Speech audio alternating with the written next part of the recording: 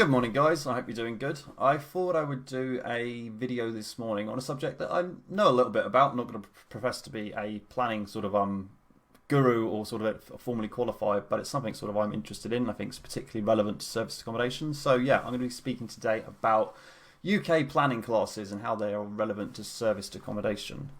So bear with me. Let me just fire up the PowerPoint. So yeah. UK planning classes relevant to SA by Ben.brand, hashtag SA Soldier. So, if I just flick on here. Today I'm just going to have a quick introduction. I'm going to talk about the main UK planning classes in relation to property. I'm going to talk more specifically about planning classes relevant to serviced accommodation.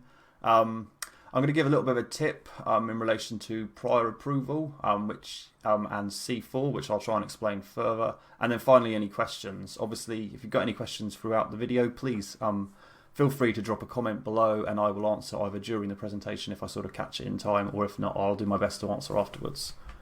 So, sorry, it's going to be quite a dry set of slides. It's just mostly information. There's not too many pictures that are relevant, so I'll do my best to make it vaguely interesting. But yeah, it's going to be quite a lot of information because it's naturally quite a wordy topic. So it's very important if you're doing service accommodation, be that rent to SA or purchase to SA, to understand planning classes, because fundamentally, if you do service accommodation in the wrong kind of property, you are in breach of planning, which can come with some serious implications. So you want to make sure that you are using the correct planning class, or the properties you are using for service accommodation is correct regarding the manner in which you're doing the service accommodation, be that service accommodation by the room, so similar to a hotel or bed and breakfast, or whole house SA, where you're taking sort of fundamentally a whole house and putting a group of sort of related people in there together.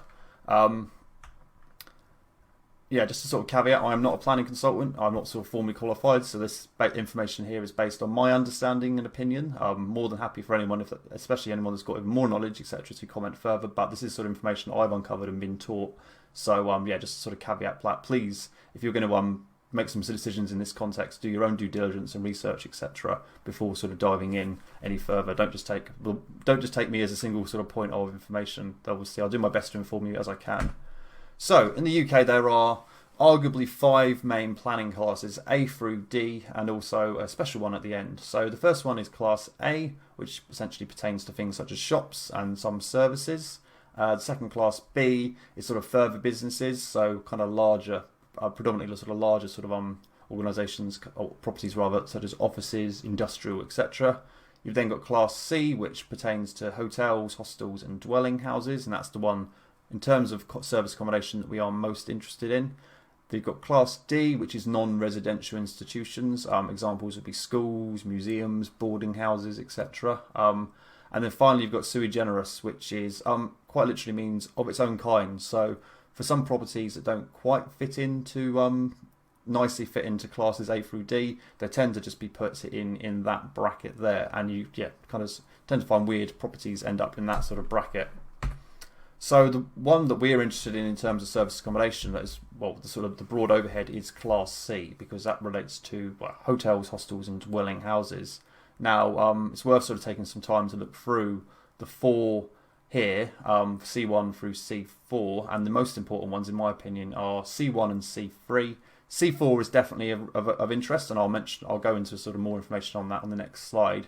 C2, not so much. So firstly, C1. Hotels, boarding houses, and guest houses. Now, this is very interesting for us because this is the correct planning class for if you're going to be doing serviced accommodation by the room. So fundamentally, where you're going to be putting different guests under the same roof. I personally am a massive advocate of this. I think it's extremely efficient business model for serviced accommodation, because fundamentally, different sort of parties paying by the room can quite often, when you're stacking a deal and looking at a property can be a lot more financially profitable if you can get sort of more groups under one roof. It's more profitable, it's easier to organise because you've only got one, I say a single property as opposed to 2 or 3 houses, in comparison where you'd have to get logistics, cleaners sent to different places, someone to store your linen, your condiments, etc. And it's also something that scales quite well as well. So you can start off with sort of a smaller project, such as a small guest house or boarding house, and then clearly you can have rather large hotels at the other end of the spectrum. Apartment hotels, definitely sort of something of interest under this bracket. But fundamentally, you can only do SA by the room in the context of planning if the property is a C1 planning class. So yeah, just one to be careful of. If you have a standard sort of C3 residential house and you start letting out the individual rooms on a short let basis, then that is going to be a breach of planning fundamentally. You should be doing it under C1, which obviously there's a lot less C1s than there are C3s. C2 is for care homes, hospitals, and sort of other associated properties. Not particularly relevant in this instance for ourselves, so I won't dwell on that. I'm talking to dwelling. So yeah, C3 dwelling residential houses. So the bog standard houses that we all live in, near enough, are sort of most appropriate use class for whole house SA. So that's where a group of people, they don't necessarily have to be related in terms of family, but where sort of a single booking's worth of people staying together go into a property. Now that is the correct and most appropriate use class for serviced accommodation. Good examples of sort of the kind of guests you get under that sort of bracket would be contractors, is a market that we specialise in, and C3 is perfectly appropriate for them. So they're not going to necessarily all be related, but the booking will be by a company for one group of guests, and so going in there under C3 is the most appropriate use class, and is how a lot of people do serviced accommodation. So yeah, C1 and C3 are the two that you should really be sort of looking at for SA.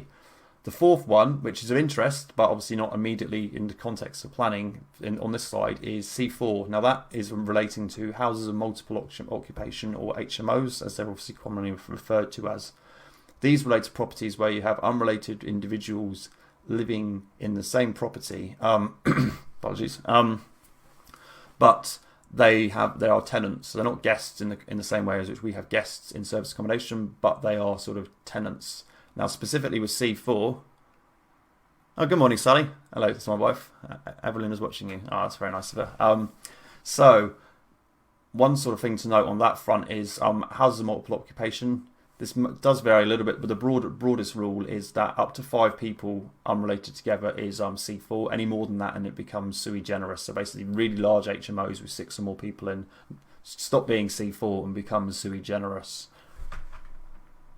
In the context of service accommodation, if a property is only C4, and I'm going to go into some more next slide, but C4 again is not strictly appropriate for service accommodation. However, I have got a sort of it's a personal tip, and this is the way I interpret the sort of some of the rules. But in the UK, if you want to change between, let's go back to this slide, one of the planning classes, say you have a C3 residential house that you want to do SA by the room in order to do that in compliance with planning, you would have to go for planning permission, which is quite a long process. Normally it takes months and months at a time, etc.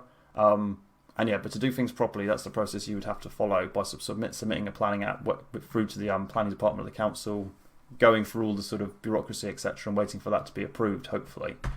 However, in the UK, and this varies from council to council near enough, so this is true in the broadest sense, but just obviously still specific to your local area. There is a thing that's called prior approval. That's essentially where there are certain kinds of conversion between the planning classes that are allowed without applying for planning permission. Normally, these would be sort of done in a manner where quite often the reason for that is essentially the council don't like a certain kind of property. And the example in this one is HMOs. Some councils are sort of HMOs have fallen out of favour, and so they're trying to get people to sort of move away from them. So where I live specifically, prior approval exists for C4 to C3, so HMOs through to houses. Why I think that's a particularly interesting angle from service accommodation is fundamentally, if you own an HMO, you have the ability to use it either as an HMO, fully licensed HMO obviously, or as C3, whole house residential, i.e. whole house SA.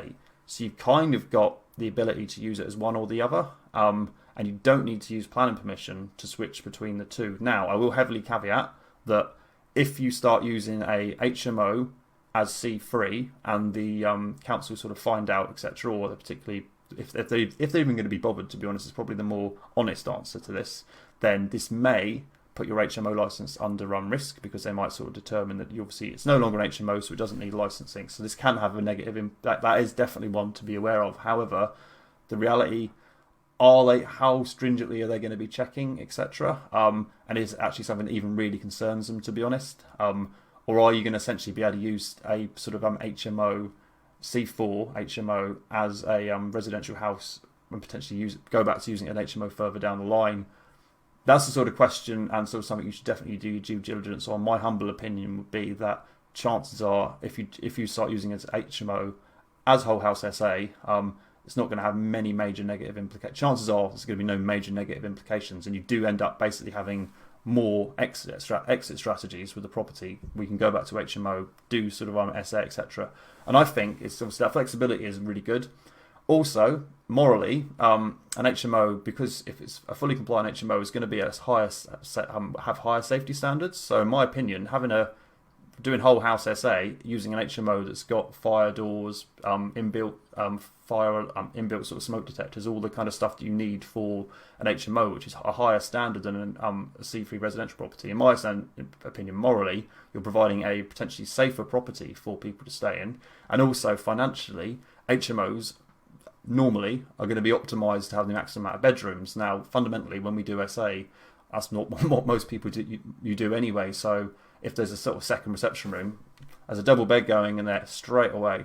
HMOs are already set up with that in mind, but they've actually probably had the conversion to make the rooms sort of feel more like bedrooms as opposed to just a living room that you've bunged another bed in. So HMOs can often already exist in a configuration to sort of maximise bed spaces and the ability for a lot of people to live there. And I've found, especially with contractors, they can work really well for sort of C3, C4. That's that kind of flip over. Because quite often, sometimes contractors don't mind sharing bedrooms, but often actually they would prefer to have their own bedroom. And HMO is normally set up so that you've got small but functional rooms, but sort of the maximum amount of them under one roof. So yeah, just my opinion on that one, guys. But I think there is a little bit of an angle there, depending on where you are and your specific sort of planning and prior approval elements to where you are in the country. So, thank you very much for watching. I do really appreciate it. If you've got any questions or comments, as sort of stated before, please comment below. I'm going to continue to do more of these. I've got a list, and yeah, I'm going to try and put stuff out. Sort of, I'm going to look at timings, but I'm kind of going to try and stick to earlier parts of the morning just to get one out sort of around 8 o'clock, between 8 and 9 each day. So, thank you very much for watching, and I hope you have a nice day. Cheers. Bye bye.